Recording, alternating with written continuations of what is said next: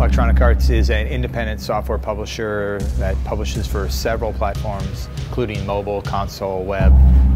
Games are really about magic. We have no functional reason to exist.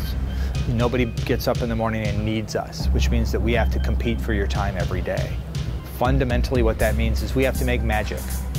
And magic is one of those things that's constantly fleeting, living at the edges of your eyesight, the edges of your perception. People are starting to acquire their second, third, and fourth devices.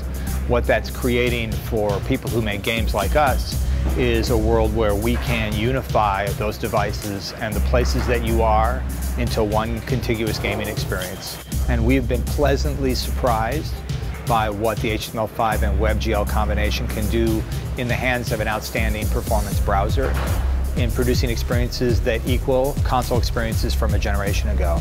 The thinner the client, the thinner the software stack that sits on top of a piece of hardware, usually the higher performance that piece of hardware gets to be. Firefox's OS seems like a step in that direction to really freeing as much of the system's power, and I mean that both from a computing standpoint as well as its power usage, to the customer's needs and not to the operating system's needs, and that's a major plus.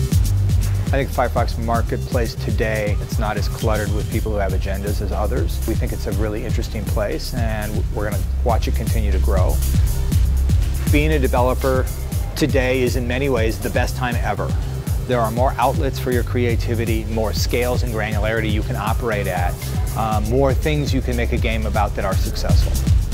We contribute to open source as a company today. We've spent a great deal of time on web audio with a number of partners, including our friends at Firefox, believing that it makes our products better in a way that we can't by ourselves.